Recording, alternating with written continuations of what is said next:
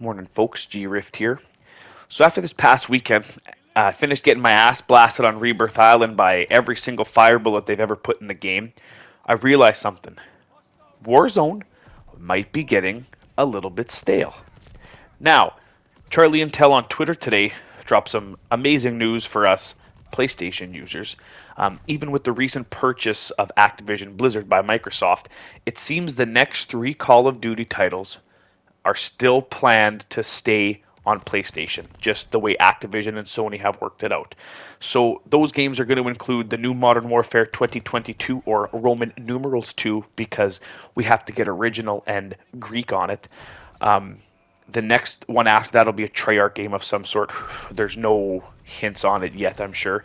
And after that, we get this beautiful little tidbit, Warzone 2. Now, will it be Warzone too little, too late? Who knows?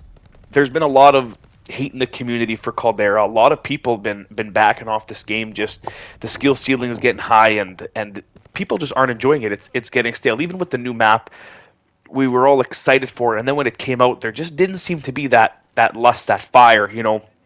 People are out working again. They're not locked looking for a free game to play because they have no money because they're waiting on certain checks to come in. But now that we have an actual game and a whole bunch of weapons and people very, very good at this, and they're all trying to make money on Twitch, right? They're all playing their little hearts out on this game, and it really de-incentivizes trying to get better and get good to be put in these lobbies. So is Warzone 2 going to help? Who knows? We have over 100 weapons already in Warzone. Lots of them are melee, and we're only going to get more going forward. Now, at some point, we're going to have to cut back on these weapons, right? It's quite intimidating to start brand spanking new and show up to this game with all these options. Do I think putting the Vanguard weapons into Warzone was good? It had to be done. Whether or not I like all the different attachments and all the incendiary bullets coming through, it had to happen. But eventually, there's going to be some overlap. There's going to be duels. We have two PPSHs, three 1911s. At what point do we have to scale back the weapons and focus more on the gameplay? Just because we keep throwing weapons and weapons and weapons and weapons and weapons doesn't mean it's a good thing. Yes, the more weapons in, there is more potential to have a diversified meta, which I think is good. Being able to pick from a plethora of weapons to play at the highest level, to be in that top TTK, I think is a good thing. And they're going to keep balancing this game, which is, again, needed with all these weapons going forward. But once Modern Warfare 2022 comes out, we could be in the realm of like 150 weapons by the time that game comes over. And in another year with the Treyarch game coming in, that's going to put us closer to 200 weapons. That's quite a few.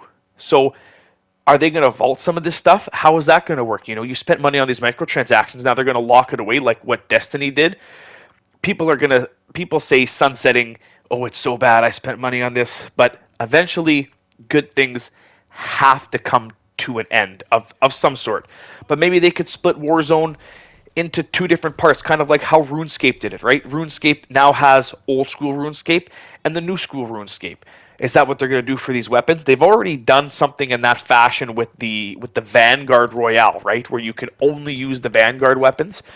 That's one way to look at it, but this Warzone 2 coming out could be absolutely massive if it's going to split, or maybe it'll be a hard restart, right? You can play all these games from Modern Warfare 2022 and this last Treyarch game back 5 years to the original Modern Warfare 2019, and that's considered Warzone 1. And then maybe they make something like a Blackout 2, for example. They just rename it. They say Warzone 2, but that could be a placeholder. Maybe they come up with two different games, so all the money and time and effort you've put grinding these weapons stays in the original Warzone. And if you want to move on to their next big thing, to their next highly supported game, they'll put it on Warzone 2. Because if it is going to be a separate title, let's face it, they're going to leave Warzone OG in the dust. Look at Cold War. Look at Modern Warfare. They update it, but it takes forever to patch it when things are broken. And they're essentially just left to die. People are still enjoying it, but they're not getting anywhere near the love they get when they are supposed to be the well-oiled money-making machine they are when they come out. So if that's the case where now Warzone split into two titles, I don't think it bodes well for the original Warzone that it's always going to have the love it gets now. There is a lot of very passionate people behind this game. And again, when you're trying to monetize your hobby, that passion has to follow. The desire has to follow. So if these folks find this is getting stale, like unwrapped bread sitting on a counter, well, maybe it is going to incentivize them to move on to Warzone 2. And now you've taken all of that effort and time and talent and free advertising for your game, and you've pushed it to your new one, leaving this old 5-year package behind. Again, this is all theoretical. There's nothing set in stone, but I feel like it's going to be too late for Warzone if they split it into titles. The only way for Warzone to keep growing and keep getting bigger and keep getting better is if they don't split it. And who knows, with Microsoft, maybe they could have two dedicated studios working on OG Warzone and working on New G Warzone. This is all theoretical, all probability. But at this point, I think with the player base dwindling, it is going to take some sort of, I don't even know what it would take, news, some sort of game breaking or game fixing to patch everything and get all these bugs and stuff sorted out. They've done very well with it so far. I feel they've done not bad, and things run smoothly for me. But I know on console, sometimes you can't even get on, you can't even play on Xbox. Stuff like that. So if they're going to split that up now into two separate games, it's not going to go over well. And it could very well already be too little too late, where people have moved on. And if they've already accepted the fact that Call of Duty is going to stay in the gutters and they've lost faith, it is going to be way more difficult to bring that dead, unforgiving fan base back from the grave to get onto your new game if it's only going to degrade and get worse year by year as they've done so far. Now, I got a lot of faith in Microsoft that they can take this back up from the ashes like a phoenix and they can bring it back to its former glory, but it's going to take an awful lot, I think, to somebody who's not casual, to somebody who's spent their entire life trying to make a living off this and played their hearts out. It's going to take a lot more to bring those hardcore fans back into the series.